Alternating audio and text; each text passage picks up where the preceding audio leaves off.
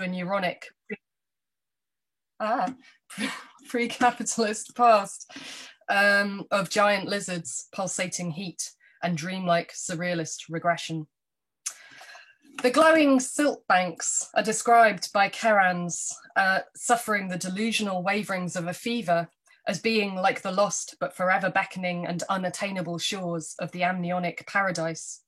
Their warm, pellucid depths draw him both downwards as well as backwards into some kind of gestational totality, the will to annihilate the subject in the only biological way we might imagine, returning us to our originary zygotic creation at life's fetal beginnings, with its mammalian cocoon of amniotic security, or in the other direction, hastening our passage towards the subjective annihilation of death, what Jean-Luc Nancy calls death's signature of the with.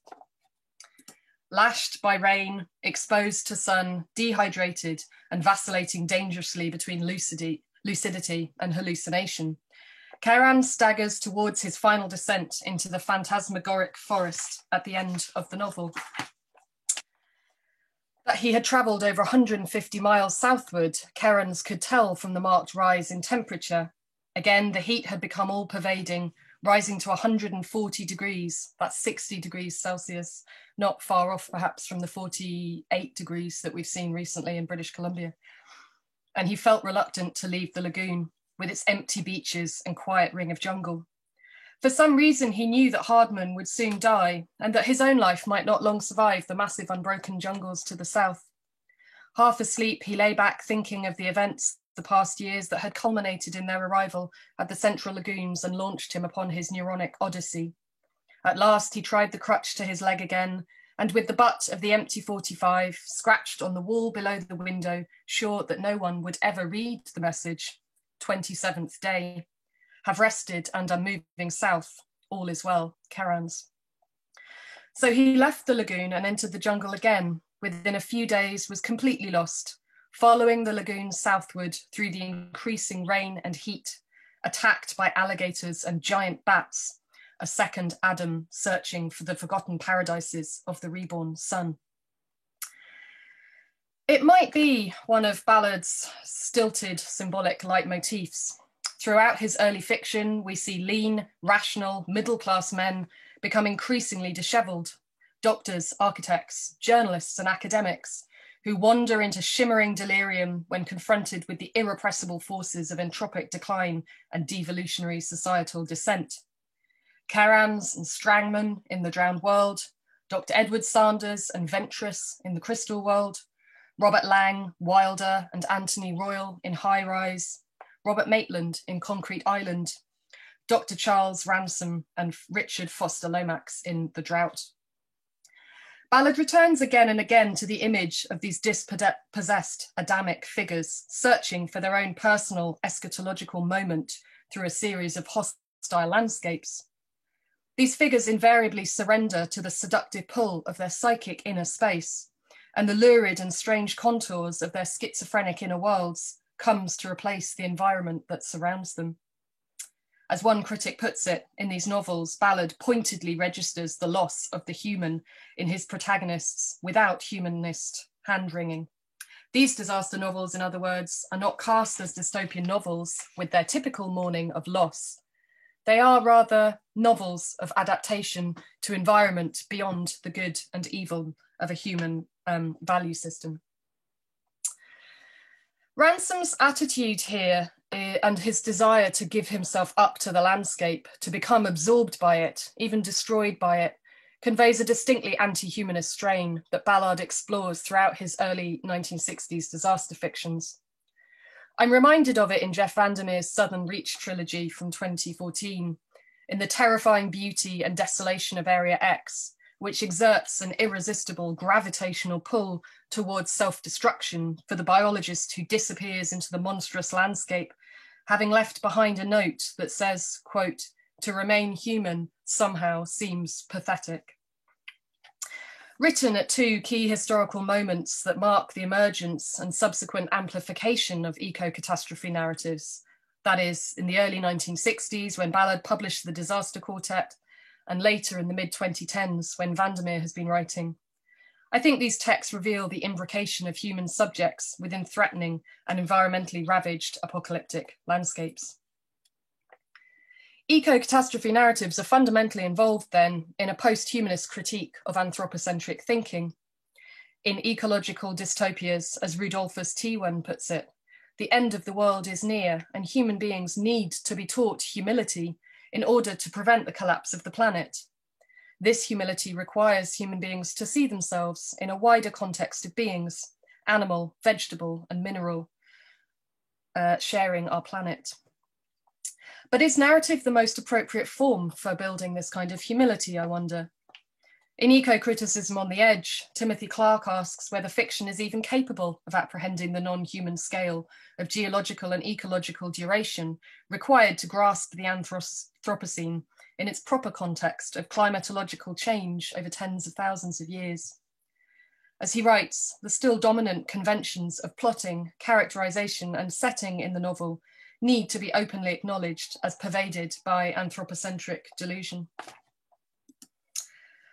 That our survival as a species is called into question is now in no doubt as we reach the environmental and climatological tipping point of a sixth mass extinction event. Reading Jeff Vandermeer's blockbuster trilogy, and here I've shown you the Spanish edition with Pablo Declan's stunning cover art, which I think is the best of all the cover art for that trilogy.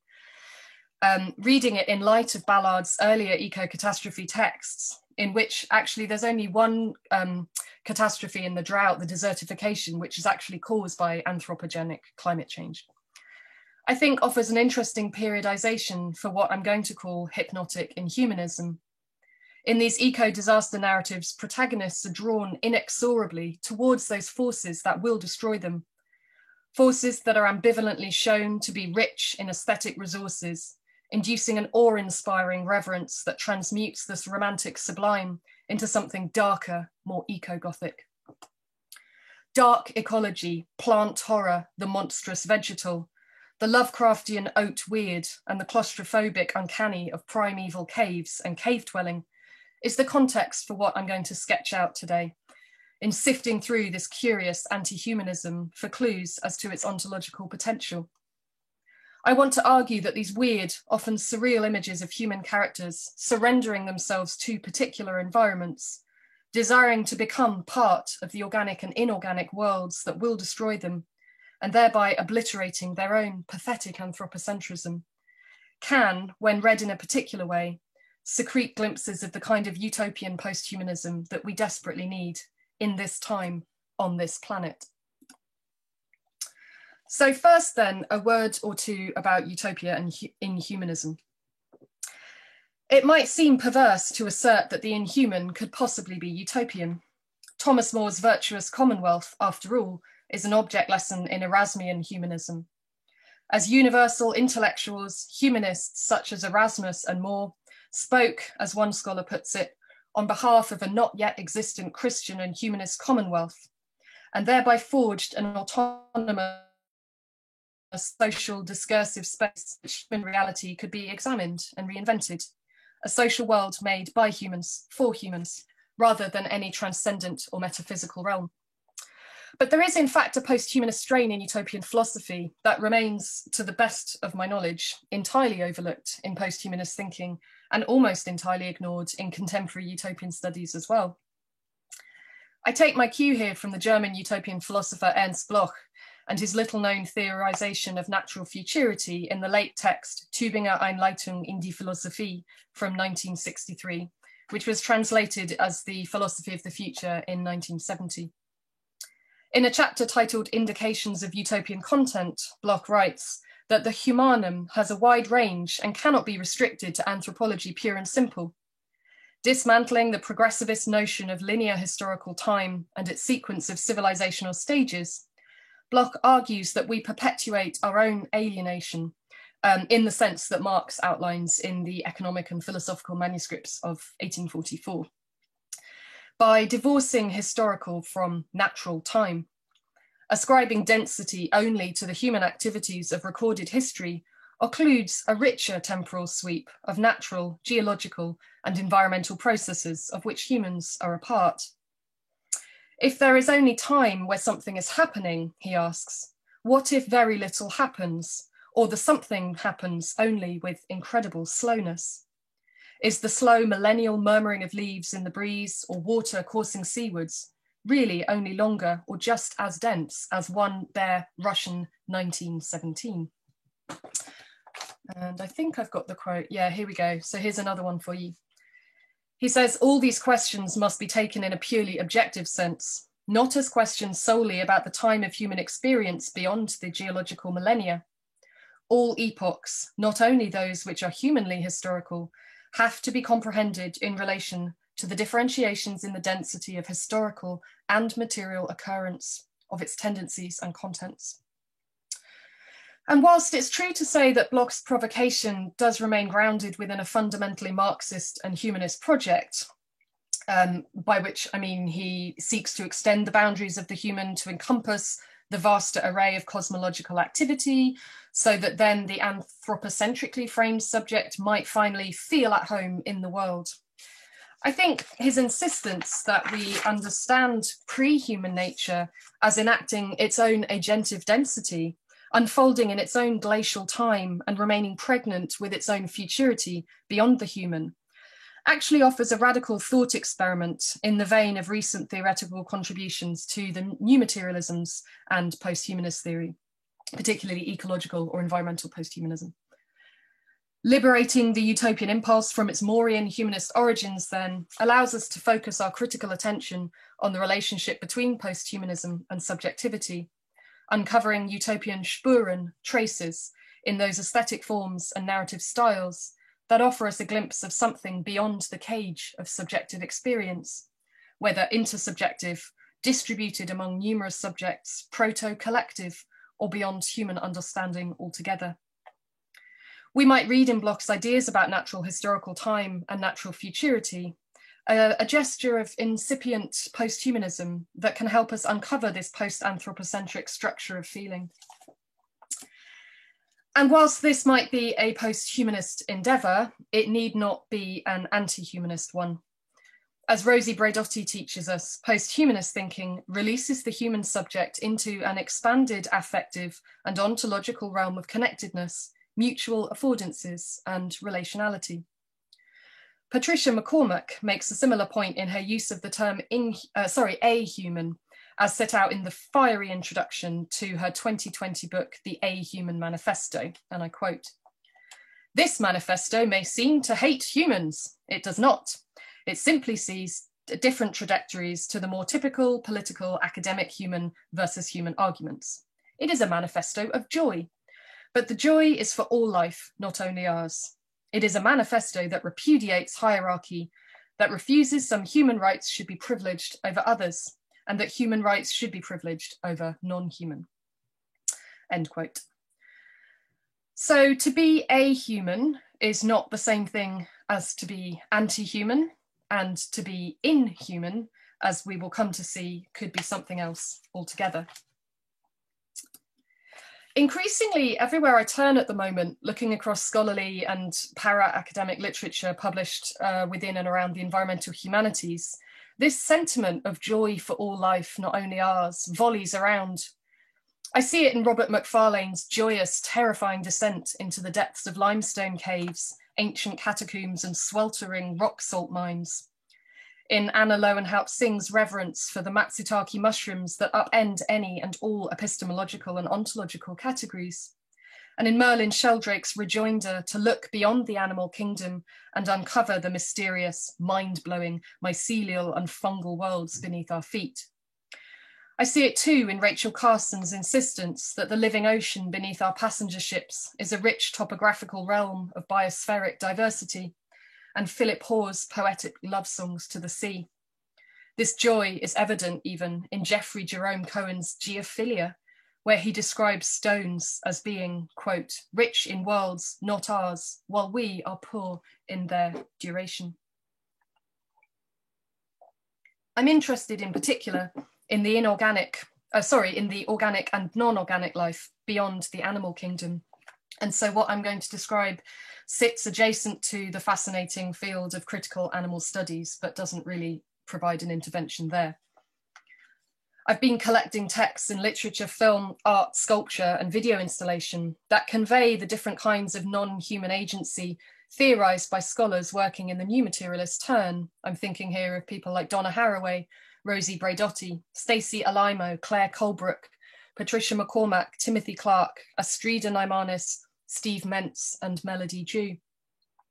And in so doing, they grapple with what Rob Nixon calls the long emergencies of slow violence. That is, the representational dilemma of conveying slow-moving attritional disasters that move in a different order of time: geological, glacial, hydrological. Timothy Morton has similarly written that global warming is like a very slow nuclear explosion that nobody even notices is happening. And in his 2015 work, Eco-Criticism on the Edge, the environmental humanities scholar Timothy Clark asks whether fiction is even capable of apprehending the non-human scale of geological and ecological duration. So what follows then is, if I can find my slide, my attempt to develop an elemental analysis that explores the non-human within texts that undo this narrative, or novelistic sometimes, anthropocentric delusion, as Clark has called it. Focusing in particular today on the lithic, the minerals and crystals, their aggregation into rock and stone. I'm going to examine how narratives that privilege the lithic reveal animated, lively, dynamic, and agential non-human perspectives. And I think they yield a seductive, almost magnetic kind of hypnotic inhumanism, which encourages the protagonists of these eco-catastrophe fictions, but also us, their readers, to willingly entertain our own destruction in search of a connectedness or an entanglement with the inorganic environment. So let's go back to Ballard for a closer look to think about this idea of hypnotic inhumanism. The fourth novel in Ballard's disaster quartet, The Crystal World, published in 1966, opens with a typically uneasy, spectral Ballardian image, as Dr. Edward Sanders steps off the passenger deck of a packet boat travelling from Libreville to Port Matar, a fictional settlement on the edge of the Cameroonian jungle near a quarry. Gleaming across the dark swells of the river, the port looms like the pavilion of an abandoned necropolis. The novel explicitly references an abortive military coup 10 years earlier that's left traces on the landscape, focused on possession of the emerald and diamond mines nearby. As Jeanette Baxter argues in her post-colonial analysis of the novel, Ballard's intertextual references here include Kurtz's voyage up the River Congo in Joseph Conrad's Heart of Darkness, but also Arnold Böcklin's symbolist nightmarish painting, The Isle of the Dead from 1880, which looks across the black waters of the River Styx, as well as referencing, the novel also references real historical events such as the Katanga Revolt in the early 1960s in Cameroon. Layering real as well as fictional settings, Baxter suggests that Ballard achieves the prose equivalent of Max Ernst's, that's really hard to say, Max Ernst's textured technique of sheets of paper over wooden floorboards to reveal in works such as The Entire City what art historians describe to be an enigmatic grain that looks like mysterious forests peopled with bird-like creatures. The mystery at work in the crystal world is a process of crystallization that is spreading like a virus throughout the jungle, infecting plants, trees, animals, and any people who come into contact with it. This illuminated forest, Sanders writes in a letter, in some way reflects an earlier period of our lives, perhaps an archaic memory we are born with of some ancestral paradise, where the unity of time and space is the signature of every leaf and flower. As he travels into the forest interior, attempting to reach a leper hospital, and weirdly the plot hinges around trying to rekindle a former sexual liaison with one of the doctors who runs the leper colony, but I'm not going to go into that, as fascinating as it is. Sanders enters a world where the normal laws of the physical universe were suspended. Advancing in animated waves like a heavy frost and petrifying everything in its path, he circumnavigates a frontier of vitrified crocodiles transported into translucent mineral brilliance, glacé ferns, and houses described as glistening like wedding cakes, their white roofs and chimneys transformed into exotic minarets and Baroque domes. In one memorable scene, a man becomes a tree. Quote, part of the head and shoulder and the entire length of the right arm had annealed themselves to the crystal outgrowths from the base of the oak, end quote. The beauty of the destruction is heavily underscored. Quote again, on a lawn of green glass spurs, a child's tricycle glittered like a Fabergé gem, the wheels starred into brilliant jasper crowns. The crystallization process is referred to both as vitrification, turning something into glass, and also petrification, turning something into stone. I'll come back to that in a minute. And it kills all organic life that enters its orbit, but it also preserves men, animals, and vegetation. Like the human remains at Pompeii, these forms are captured in instantaneous moments of activity, or like the photographic image that Roland Barthes describes in Camera Lucida as a segment of arrested frozen time, the image of a window, as Yves Lomax puts it, that can easily also be seen as a sheet of ice, a fluid that has become a solid and which has to a greater or lesser degree transparency. That's her description of Barthes' image of the photograph. There's an odd commingling of technological rationality with its medico-scientific gaze and the re-sacralized contours of an enchanted world that is repeatedly described in religious terms, cathedral-like, sepulchral, effulgent, anticipating the New Jerusalem. And this combination of the modern and the pre-modern is presented within the context of the French and Belgian colonial Congo through references to conquistadors and military conquest. The first crystallized victim that Sanders inspects is described in the following terms. From the elbow to the fingertips, the man's right arm was enclosed by, or more precisely, had effloresced into, a mass of translucent crystals, through which the prismatic outlines of the hand and fingers could be seen in a dozen multicolored reflections. This huge jeweled gauntlet, like the coronation armor of a Spanish conquistador, was drying in the sun, its crystals beginning to emit a hard, vivid light. Elsewhere, references to El Dorado reveal the slippage between early conquistador myths of the golden tribal chief and the term's later usages to signify a kingdom of riches. As the boat operator says, quote, El Dorado, the man of gold and jewels, in an armor of diamonds, there's an end many would wish for, doctor. Drawing on Anne McClintock's reading of the significance of London's Crystal Palace at the Great Exhibition in 1851, Jeanette Baxter suggests that this crystal light, which Ballard's magic lantern projects, appears to bathe the post-colonial landscape with a magical and restorative light that transforms the pale African geography into a brilliant palimpsest of colours. McClintock notes that the Crystal Palace housed the first consumer dreams of a unified world time, presenting a mass spectacle of the linear time of European industrial progress that embodied the hope that all the world's cultures would be gathered under one roof, allowing visitors to consume history voyeuristically as spectacle as they perambulated the dioramas and panoramas, narrating the process of empire and its conquest over natural history. And that's in Anne McClintock's 1991 book, Imperial Leather. Like Bentham's Panopticon, the exhibition was organised by the structuring principle of perpetual surveillance, refracted through the pellucid architectural innovation of the Crystal Palace itself.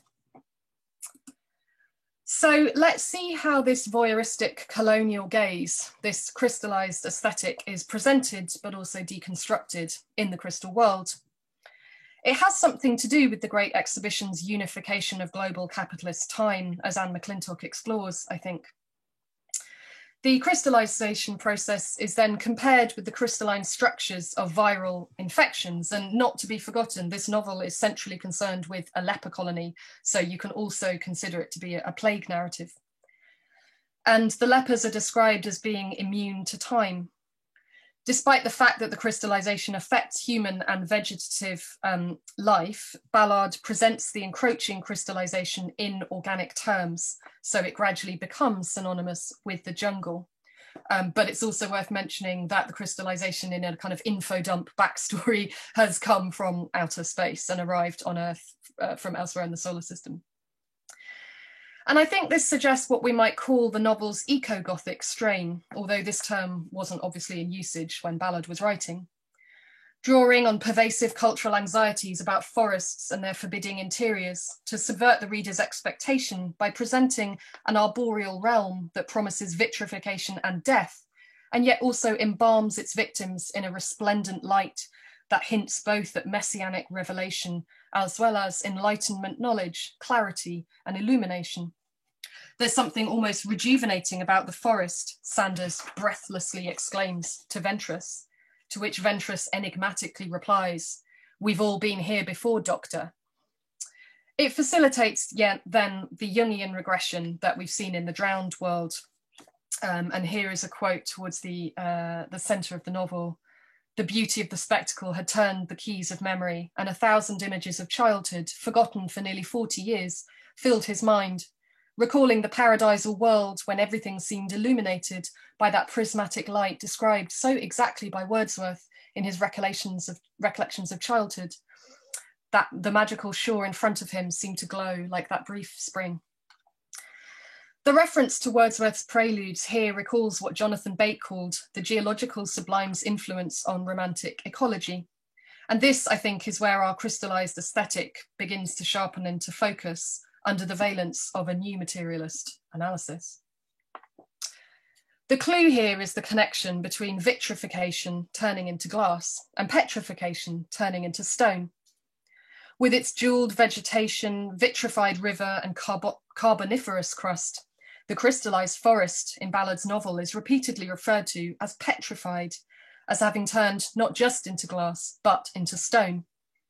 And I think this is more than a mere etymological slippage, and it hints at the novel's productive engagement with what environmental scholars term inhumanism, although there's quite a lot of disagreement about what that term means. So you have to be careful who you choose, I guess, to follow. As a non-organic component of the non-human world, rock has a primitive materiality that connects us with ancient prehistorical timescales that far exceed human comprehension. As Noah Herringman explains in a book on Romanticism's fascination with the lithic from 2004, rock remains the most intractable substance of nature considered as a human environment, one in which both subjugated and wild domains can appear as resources. The value of wilderness as an aesthetic resource explains the continued striving after terror or some version of it by enlightened improvers, poets, and theorists alike over a period of many decades. The loss of rational control or subjectivity entailed by this terror is always to some degree a ritual enactment of the real impossibility of ultimate control over nature. And in addition to the crystallization process being referred to as vitrification in the crystal world, we can identify another textual clue that suggests the significance of rock to understanding Ballard's hypnotic inhumanism in his earlier 1965 eco-catastrophe, The Drought, which was published just 1 year earlier. In The Drought, Dr. Charles Ransom treasures a limestone paperweight, one of a handful of personal items that furnish his houseboat like the cargo of some psychic ark.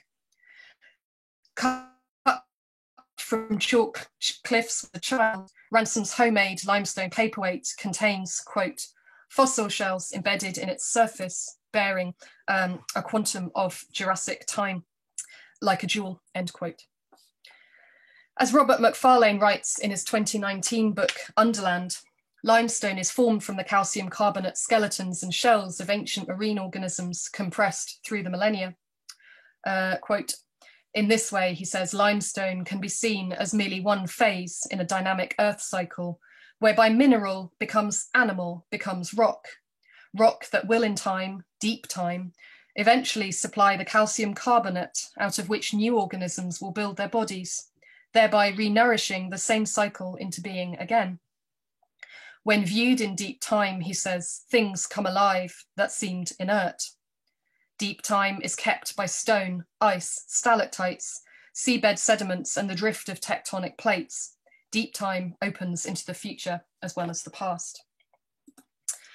As Aidan Tynan has argued, Ballard influenced the American artist Robert Smithson, and both men shared a weird fascination with crystals. Like Ballard, Smithson then used experimental landscapes to pursue new forms of space and time in ways that collapse distinctions between organic and inorganic. His 1970 land art piece Spiral Jetty is a spiral strip of black basalt on the Great Salt Lake in Utah, which Smithson describes as drawing the viewer's attention to the lake's Devonian industry and remnants of Silurian technology. Quote, the mere sight of the trapped fragments of junk and waste transported one into a world of modern prehistory. All the machines of the upper Carboniferous period were lost in those expansive deposits of sand and mud. That's Smithson.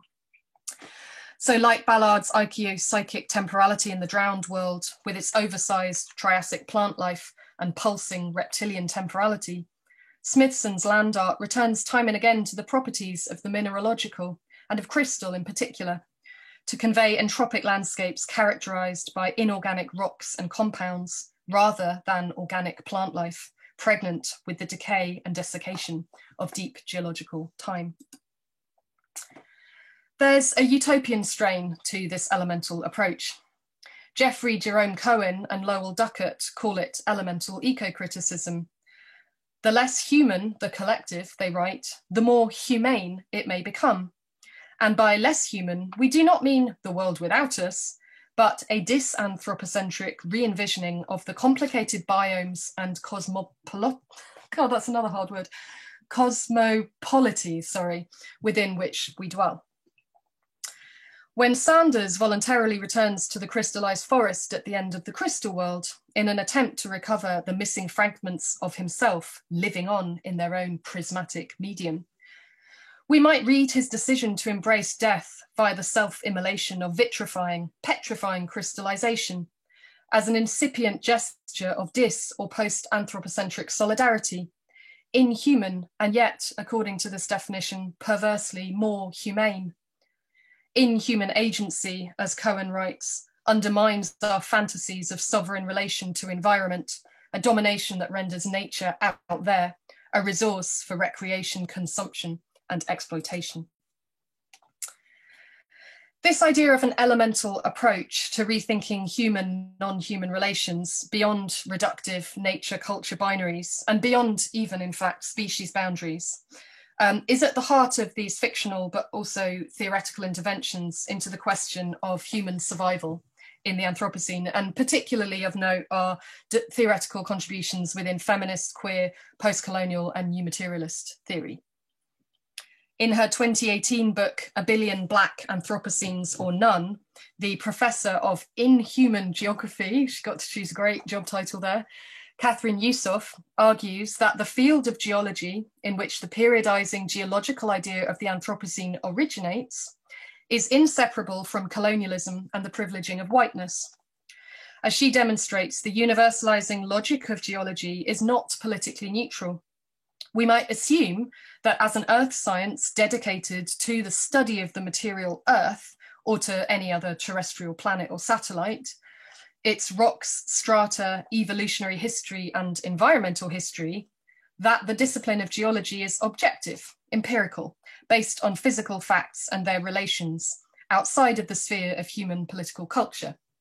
However, as she writes, and the quote is up here for you, in the transformation of the mineralogy of the earth, in the extraction of gold, silver, salt, and copper, to the massive transformation of ecologies in the movement of people, plants, and animals across territories, coupled with the intensive implantation of monocultures of indigo, sugar, tobacco, cotton, and other alien ecologies in the New World.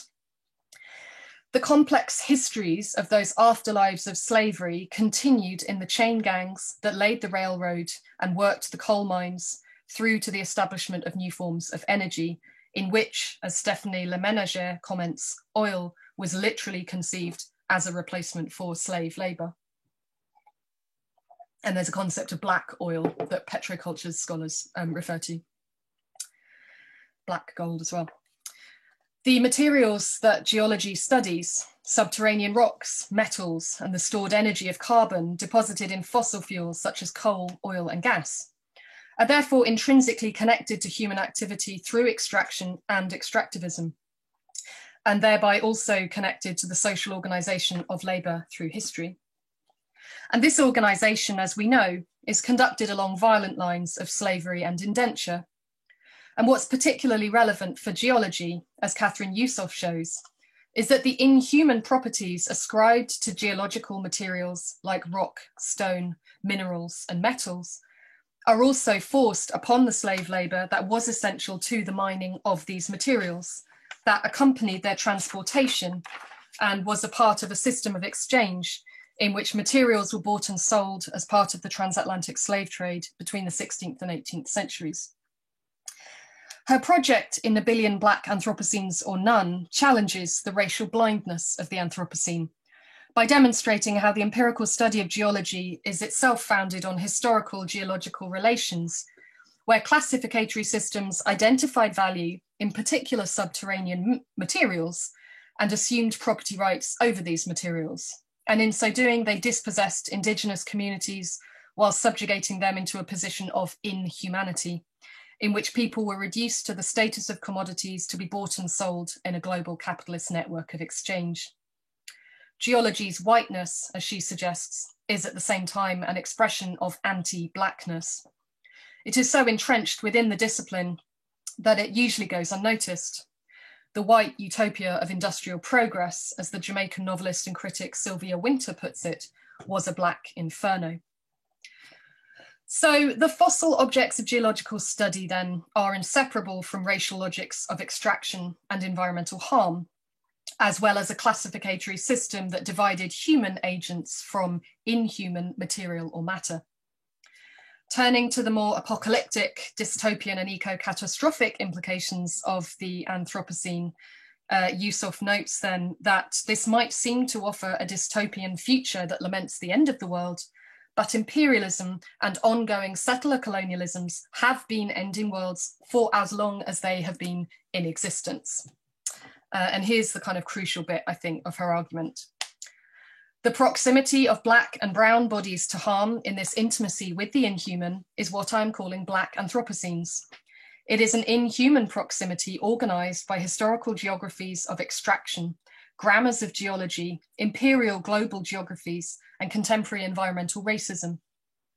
It is predicated on the presumed absorbent qualities of black and brown bodies to take up the body burdens of exposure to toxicities and to buffer the violence of the earth, literally stretching black and brown bodies across the seismic fault lines of the earth. Black Anthropocenes subtend white geology as a material stratum. Anticipating an apocalypse in the near future might then be said to be a white anxiety, since the apocalypse has already happened for African Americans. Indeed, it has been happening and ongoing for centuries.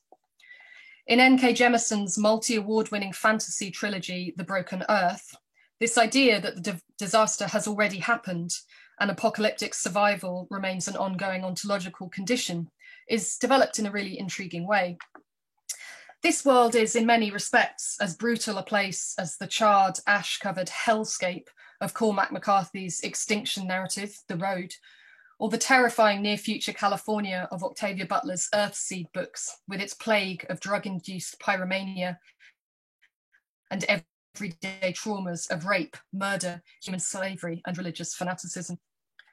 Jemisin's fantasy world presents extreme challenges to the survival of a declining human population that has endured a desperate cycle of apocalyptic seasons for thousands of years, and each season is described as having its own eco-catastrophe, including a terrible volcano and subsequent decades of ash clouds, a series of tsunamis that render entire coastal areas uninhabitable, or the current list of earthquakes that are ongoing.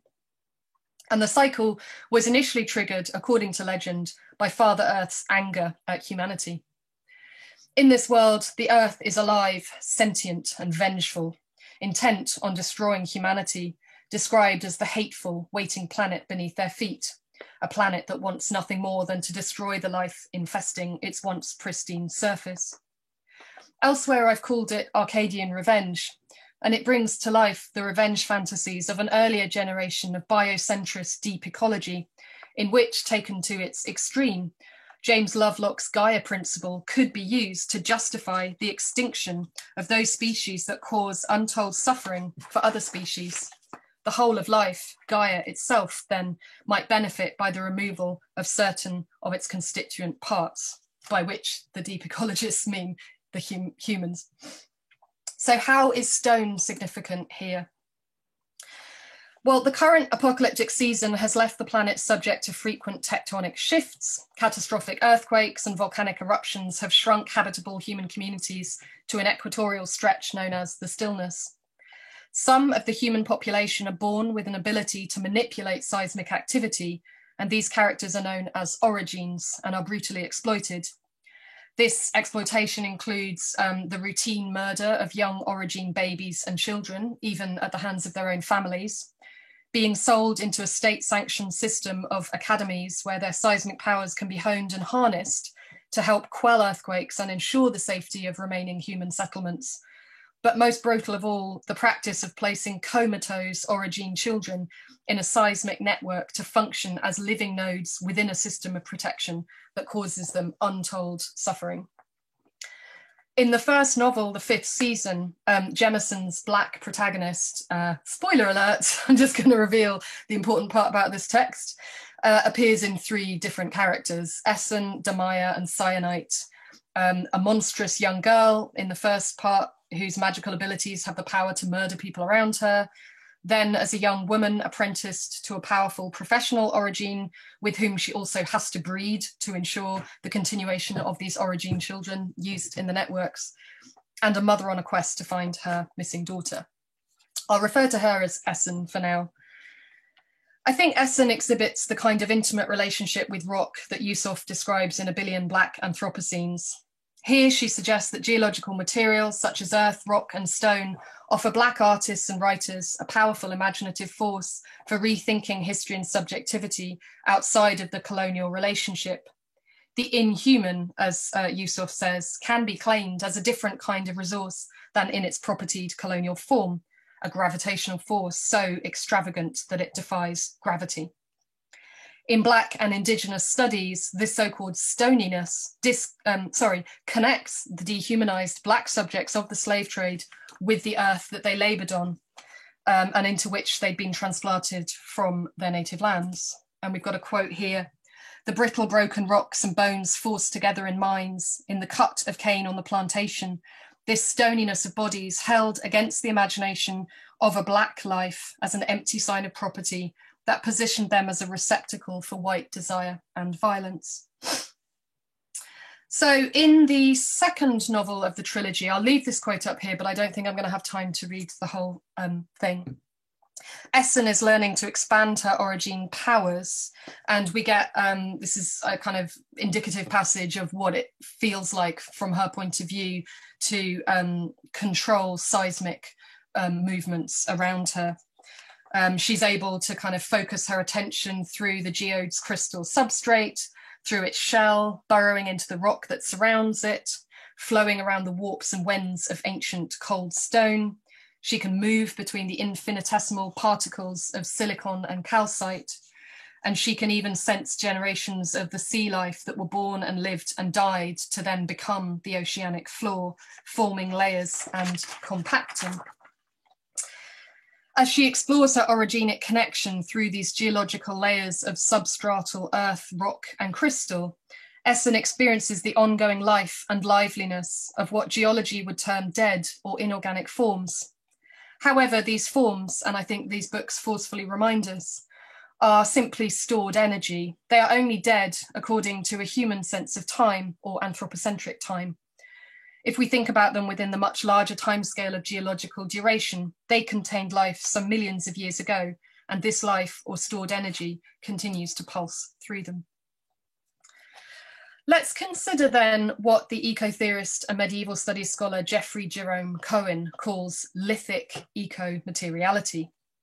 In his 2015 book, Stone, An Ecology of the Inhuman, he talks about the philosophical significance of the lithic, arguing that stone has an undeniable liveliness. Despite relegation to a trope for the cold, the indifferent, and the inert, he writes, stone discloses queer vivacity, What is required is a non-anthropocentric perspective from which to perceive stone's adventure in deep time and inhuman forces, including the slow sedimentation of alluvium and volcanic ash, grinding tectonic shift, crushing mass and epochal compaction, infernal heat, relentless turbidity of the sea. The lithic point of view, he suggests, offers us multiple, non-coincidental modes of worldly inhabitants, a dizzying multiplication of prospect. Describing this molten underworld of subcrustal Earth, speculative geologists have recently started conceiving of the stratigraphic interior not as dead inorganic or mineral matter, but as dynamic and vital, containing its own agentive molten interiority. In thinking about how such geological processes subtend human life, they describe humanity entering into an intimate relationship with, quote, the very forces which most threaten to destroy us and the worlds we construct for ourselves, end quote. And that comes from Nigel Clarke's fascinating work on speculative geology. This intimate relationship with forces that threaten to, or indeed will, destroy us is key to hypnotic inhumanism that I'm trying to find in eco-catastrophe and science fictional narratives.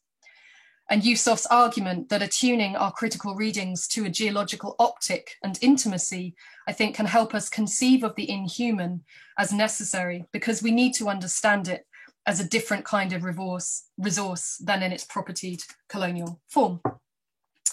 I'm going to skip over this just quickly, although it's incredibly important, so I'd be happy to come back to it, but I'm aware that I've got about 10 minutes left.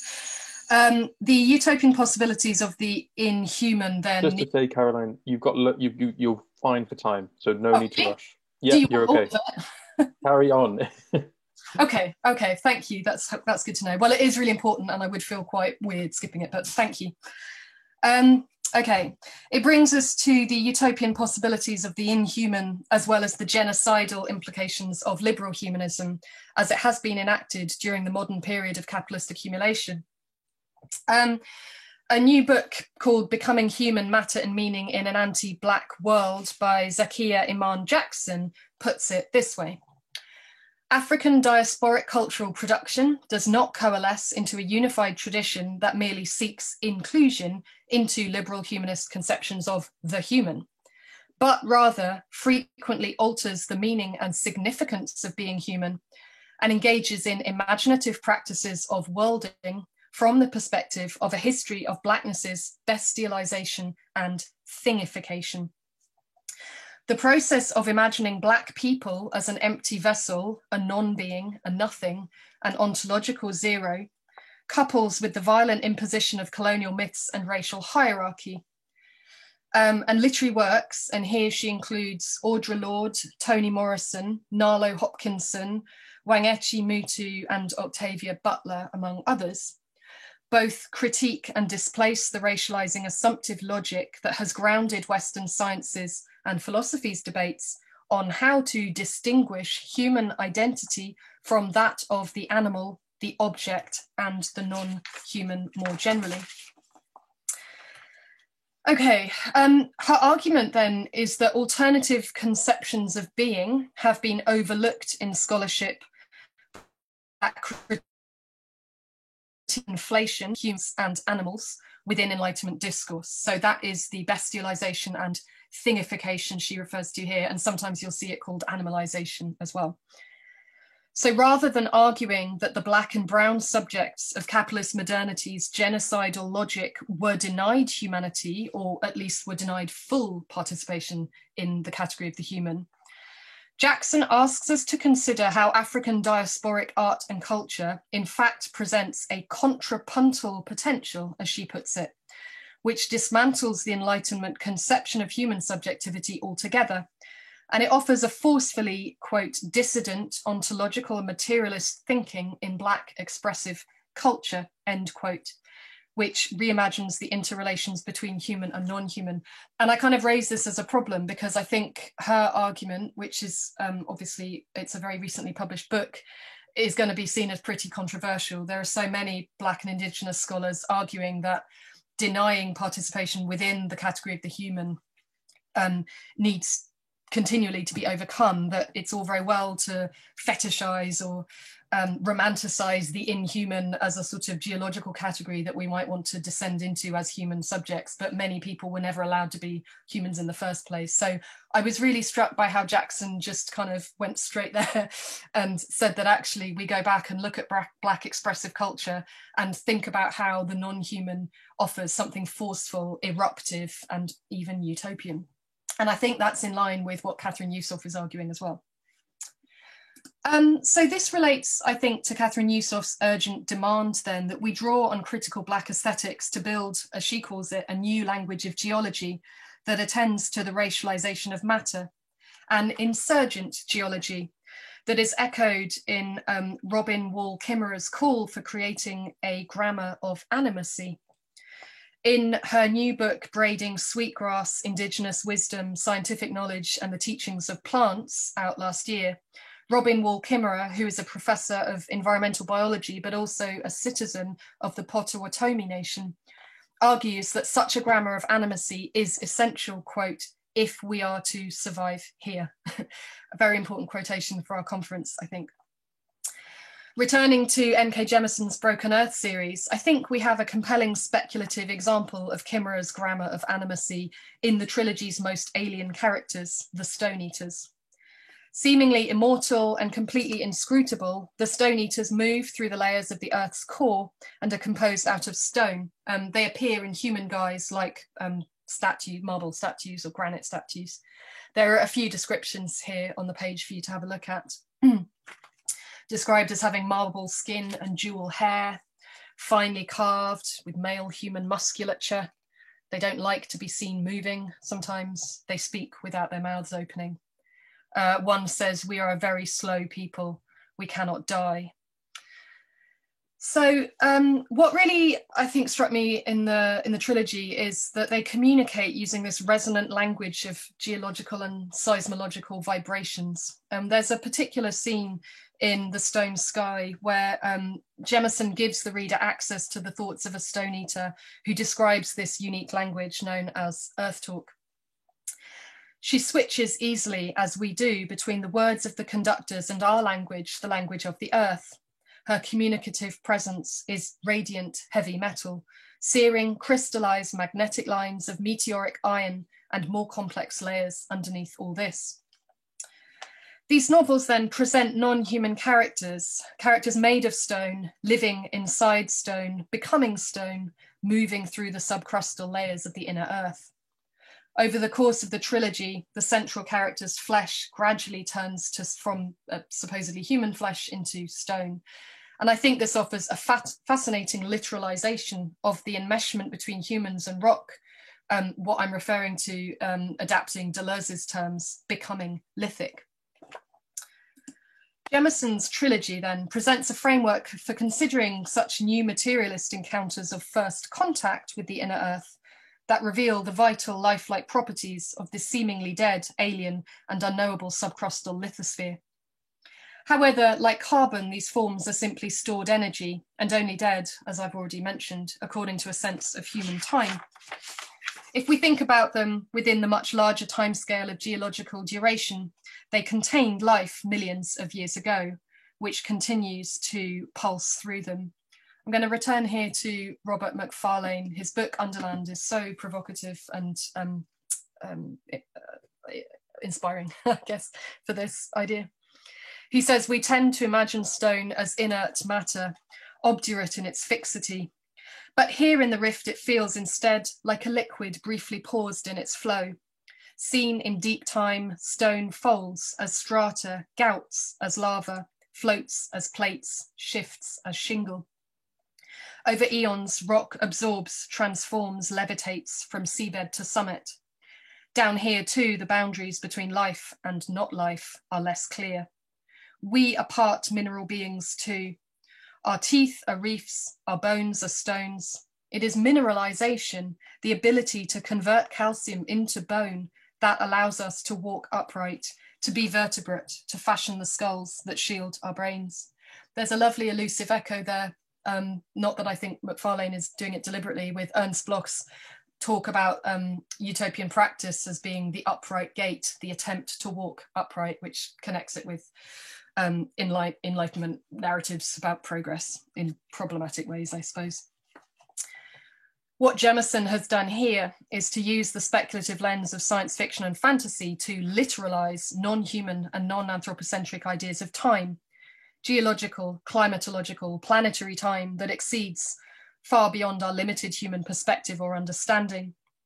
Given that the proximity of black and brown bodies to geology's fossil objects, as we've seen, I think this wrenching of time away from European histories of colonization and progress is itself a Black utopian project. It charts a different kind of time, a different prehistorical past with multiple alternative possible Black utopian futures. Okay, so this is my last example of the talk, a final example of hypnotic inhumanism in sci-fi narratives of catastrophe and survival. Lars von Trier's epic treatment of depression and the end of the world, Melancholia. I think this lush, bewildering film helps us address Timothy Clark's question that I posed at the beginning of the lecture as to whether fiction is even capable of apprehending the non-human scale of geological and ecological duration, which is required to grasp the Anthropocene, the so-called representational dilemma of conveying what Rob Nixon calls the Anthropocene's slow violence. So to do this, I'm just going to very quickly sketch a utopian analysis of what I'm calling rock aesthetics in the film.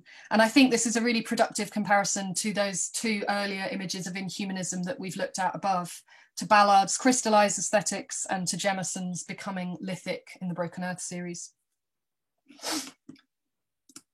Whilst the film's subject matter might sound distinctly anti-utopian, Adrian J. Ivarvik notes that despite the bleak nihilism of its seeming message, it is quite possible to leave the theatre, as one critic did, feeling light, rejuvenated, and unconscionably happy.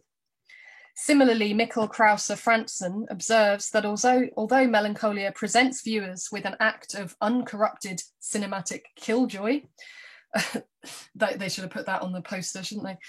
The film also germinates a radical utopian impulse in its apocalyptic destruction of human life. The cosmological implications of von Trier's apocalyptic vision, then, can be said to inspire an oddly utopian kind of hope, of eschatology, and the desire for the end.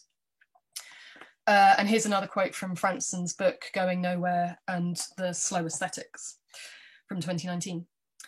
The end result is not cosmic pessimism, nor is it a cynical and capitalist version of depressive realism. The realism in question is one of a different kind, a realism based on what could be rather than on what is. The intention of Melancholia is not to confront the characters or the audience with the pure void, the ultimate horror vacui, or the world without us, but to erect a principle of hope which only becomes relevant when there is none, a hope that emerges at the horizon of pure hopelessness, or even at the prospect of the end of the world. So in the prologue to the film, we open with an unnerving introduction to the character of Justine, played by Kirsten Dunst, in uncompromising close-up, opening her eyes in slow motion to reveal a blank, dead stare straight to camera. Just accusatory gaze interpolates the viewer into an uncomfortable position of complicity in whatever disaster is unfolding. Dead birds fall around her as the lush orchestral score of Wagner's Tristan und Isolde matches their descent with the music's emotive rising and swelling. Justine's wet hair is the colour of sand. Her face, partly in shadow, echoes this coloration. The sky behind her is a similarly desaturated flesh colour, with a suggestive hint of lurid gaseous nebula, and the undulating birds are shown in the same muted sandy brown. This use of an almost monochromatic colour palette gives forceful aesthetic expression to the idea that Justine's subjectivity is in a process of disintegration, which, by extension, suggests the collapse of human exceptionalism at a moment of impending planetary catastrophe. Here is a subject, we're being told, whose human uniqueness has been dethroned within a flattened landscape of fungible parts. Woman, hair, birds, and the planet's atmosphere are all dying, as well as becoming animated by greater forces. So the opening sequence plays with the borders of life and death, liveliness, deathliness, and body as matter. It also plays with the dialectic between a kind of static photographic or painterly image and ideas of cinematic motion. I want to just pause for a moment on the use of non-diegetic musical score that accompanies this prelude in particular, that sets up the whole film. And there are utopian implications here of cinematic music in general, and specifically of the use of Wagnerian romanticism in particular. Melancholia draws on Wagner's Schopenhauer-inspired epochal pessimism in Tristan und Isolde. The Wagnerian score accompanies key scenes in which Justine moves from what we might call, in Kantian terms, the relative nothingness, nihil privitatum. Sorry, I've really not drunk enough coffee this morning to be able to pronounce half the things in my keynote, of a kind of catatonic depression within an elite circle of almost parodically nasty capitalists, to the absolute nothingness, the nihil negativum of approaching cataclysm.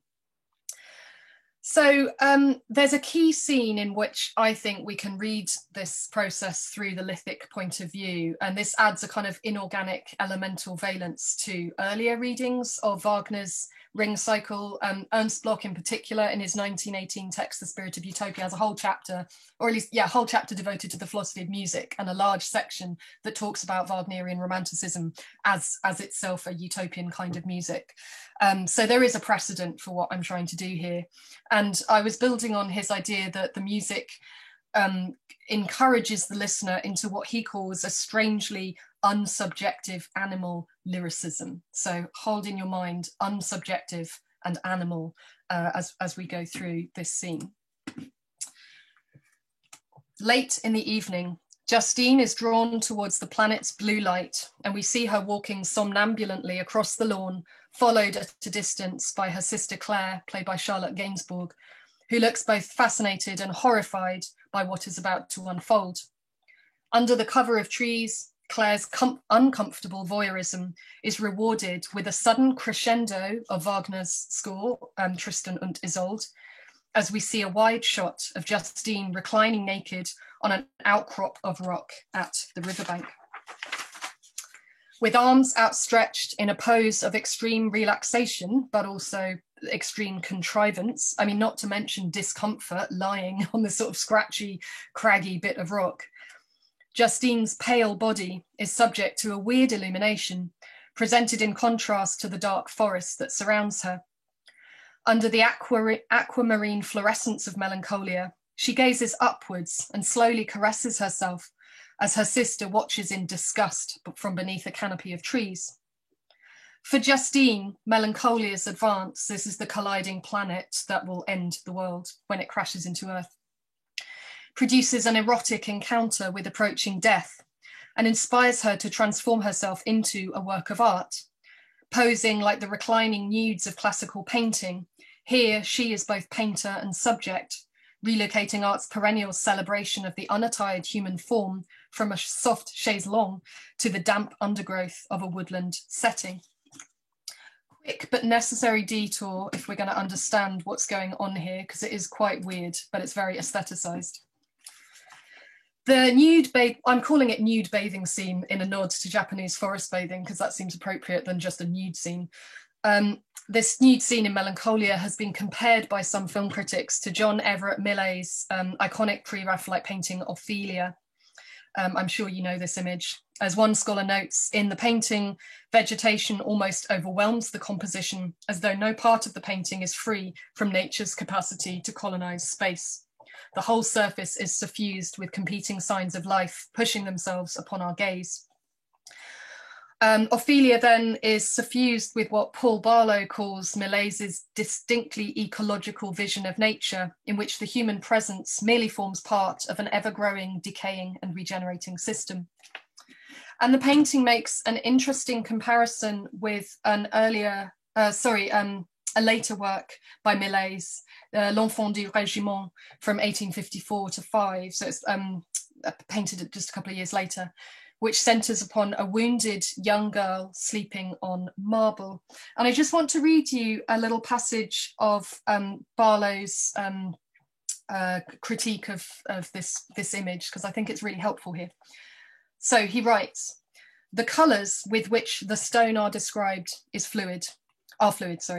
Pinks blush from the spatially uncertain surface, and patches of green seem to grow from interstices. The mutating stone is like the foliage in Ophelia, presenting a dangerous pictorial intimacy between life and decay." I'm struck by two things in that description. I'm struck by him calling it mutating stone, but I'm also really struck by that idea of a dangerous pictorial intimacy between life and decay. The uneven tonal transitions in which patches of colour alternately blur and then come into focus give the marble the effect of shimmering or undulating. If we think about Justine's nude forest bathing scene, let's just pop back a sec. A static wide-angled shot then resembles Millet's earlier painting of Ophelia floating downstream to her death. And now I think we can look back at this image through these intertextual layers anew, in a kind of palimpsestic way, if you like. Justine reclines on the granite outcrop among the scrubby vegetation.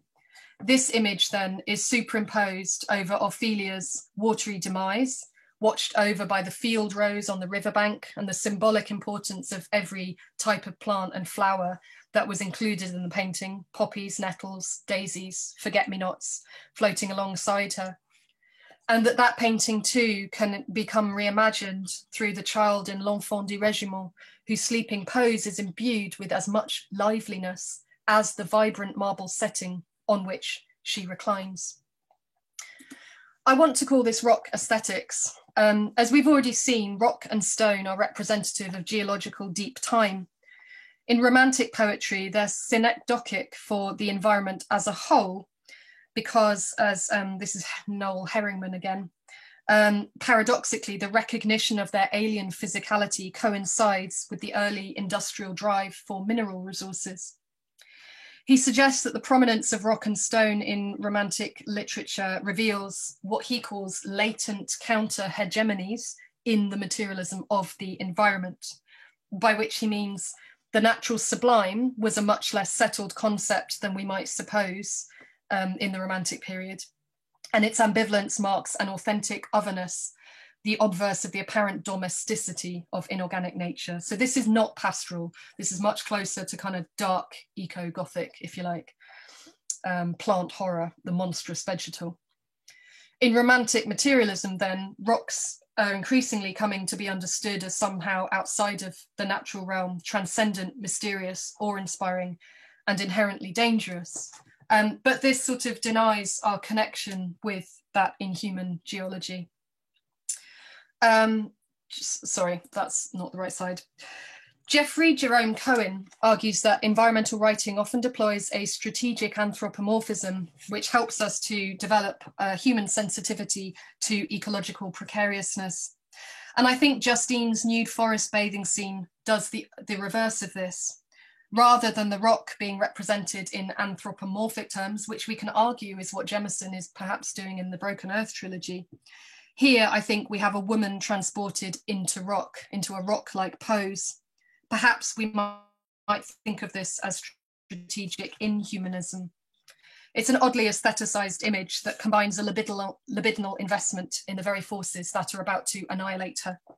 She welcomes the weird weather, the eerie nocturnal glow of the approaching planet, and the vacillating atmospheric conditions which make it really difficult to breathe throughout the film, and are suggestive here of autoerotic asphyxiation. But when we see her sister Claire, it looks much more like having a panic attack. And I think she welcomes them precisely because they threaten her precarious sense of selfhood, and they offer us the unsubjective promise of post-human, inhuman existence. Here then, she approaches what E.T.A. Hoffmann once referred to as the disillusion of the ego among the splendid rocks that becomes possible when men descend below the Earth's surface and enter into the netherworld of the mines.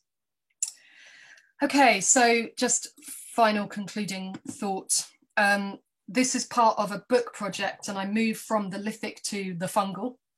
And I think that that helps us to understand this question that hopefully we're all exploring in the conference about survival, and how do we survive in a time of climate catastrophe and ongoing crisis and disaster. In Underland, Robert Macfarlane, who met the British mycologist and biologist Merlin Sheldrake, and was very inspired by that encounter, as far as I can tell, writes that nature seems increasingly better understood in fungal terms, not as a single gleaming snow peak or tumbling river, as we might have found redemption in the romantic sublime, nor as a diorama that we deplore or adore from a distance, but rather an assemblage of entanglements of which we are a messy part. His statement then references this recent so-called mycological turn, the realization that if we're going to adapt to life on a damaged planet, we ought to learn from the dense mycorrhizal networks beneath our feet, whose fruiting bodies, fungi or mushrooms, reveal but also tantalizingly conceal their mysterious below-ground worlds. At their most basic level, fungi are the living embodiment of the idea of entanglement, as Merlin Sheldrake writes in his 2020 book, Entangled Life. They remind us that all life forms, humans included, are bound up within seething networks of relationships. So I think Anna Learnhap-Sing's 2015 book, The Mushroom at the End of the World, has been incredibly influential on lots of different critical theorists in various areas, and rightly so. She focuses on the Matsutake mushroom, the aromatic wild mushroom from Japan, for various reasons, one of which is that it was the first mushroom to be found flourishing in Chernobyl after the radiation poisoning. But also it's a big kind of crop in Portland, Oregon, in the Pacific Northwest, where she lives and works.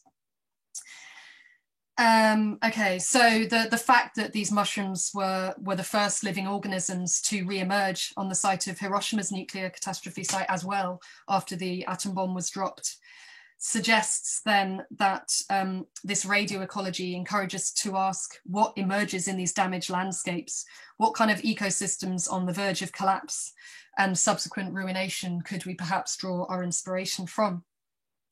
We need to think then not outside of economic and ecological ruination, but precisely occupy it and within it. And giving up, Anna Learnhap-Sing suggests, is not an option. We have to search to find collaborative strategies for survival. And this requires a radical rethinking of the category of the human and its embeddedness within non-human networks of matter, energy, agency. Since Matsutake mushrooms are both wild, but they also require human activity because they flourish in human disturbed pine forests in the Japanese red pine. They offer us all kinds of possibilities for so-called interspecies entanglements, surviving among the environmental fallout caused by human devastation of natural habitats. And I think a collaborative survival and signifier of hope and renewed possibility within environmental disturbance. Thank you very much. Amazing. Thank you so much, Caroline. I'm just going to stop recording for now.